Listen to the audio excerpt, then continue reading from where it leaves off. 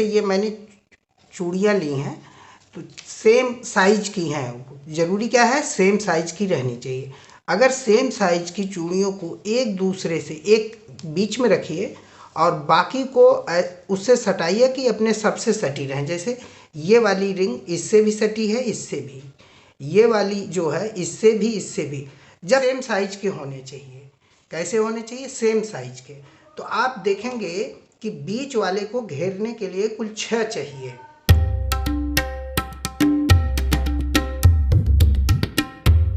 काम को बड़े सर्किल पर देखेंगे और देखें कि वो सर्किल जो है वो देखिए इतना बड़ा सर्किल खींच दे रहे हैं।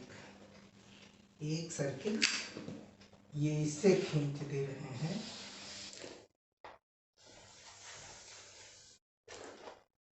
अब ये वाला इन दोनों सटाने की कोशिश करेंगे।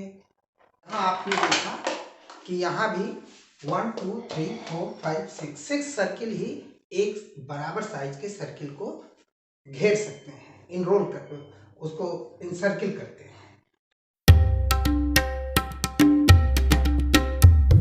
एक पॉइंट छोड़ करके मिलाएं, एक पॉइंट छोड़ कर मिलाएं तो देखिए क्या बनता है।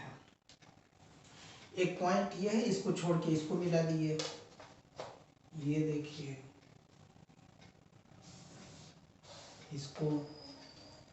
इसको छोड़ के मिला दिया, ये वाला छोड़ दिया, इसको मिला दिया,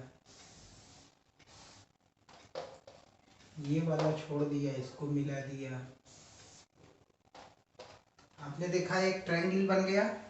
इस ट्रायंगल को ऐसे तीनों साइड समान है, जितना ये है उतना ही ये है, उतना ही ये है। यही बात आपके श्री यंत्र में बताई गई थी कि ये कहां से आया। सर्किल हमने इसी ढक्कन से खींच दिया है सर्किल।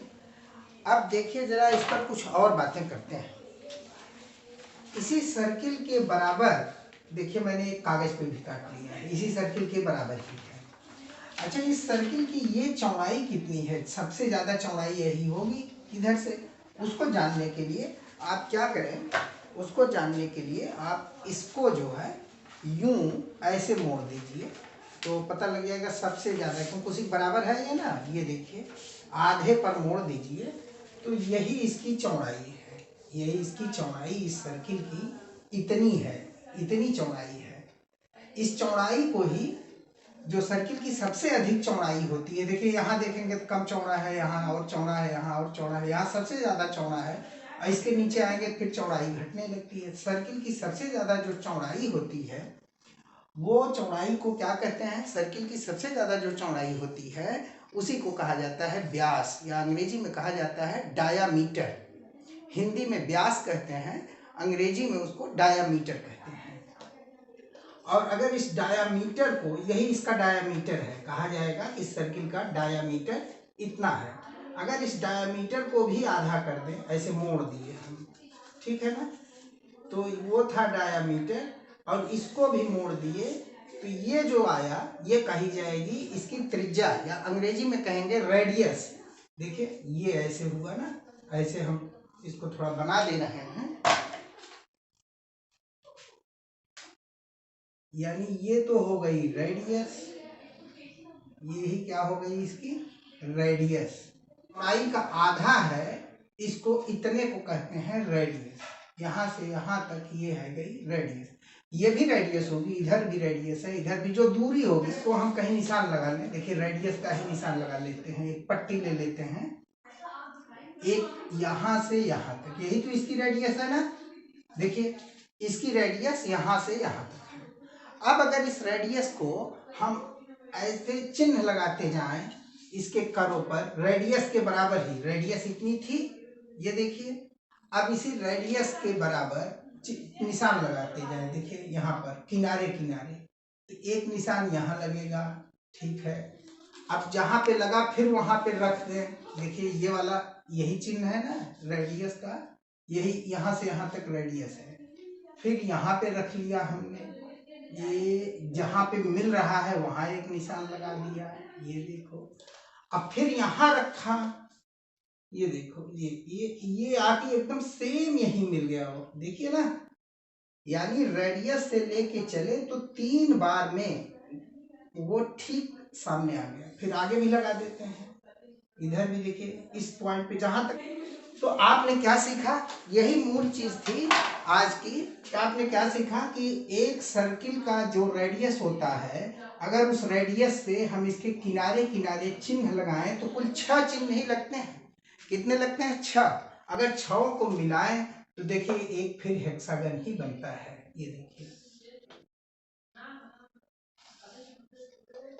और ये, यानी हमने क्या सीखा एक चीज कि अगर रेडियस के बराबर, ये किनारे किनारे, किनारे वाले को सरकमफेरेंस कहते हैं या परिधि भी कहते हैं, ये जो किनारा किनारा है इसको परिधि कहते हैं।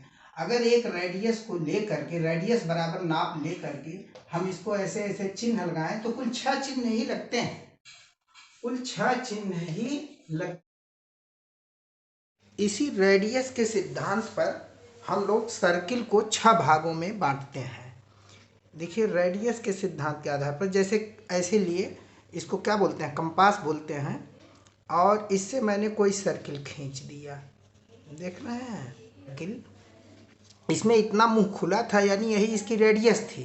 अब अगर इसी रेडियस बराबर कहीं से भी शुरू कर दें हम, मान लीजिए हम यहाँ से शुरू कर दिए, यहाँ से, अब इसको कम नहीं करेंगे, इसको सिकोड़ेंगे नहीं, जितना है उतना ही रेडियस के बराबर ही लेकर के एक यहाँ पे निशान लगा दिए, रेडियस के ही बराबर लेकर के एक यहाँ निशान लगा दिए, रेडियस के ही बराबर लेके एक इधर लगा दिए, रेडियस के बराबर ही लेके एक इधर लगा दिए, और रेडियस के ही बराबर एक इधर लगा दिए। अब से भी अगर हम बनाएंगे तो हमारा क्या बन जाएगा, हेक्सागन ही बनेगा, खटभुज ही बनेगा।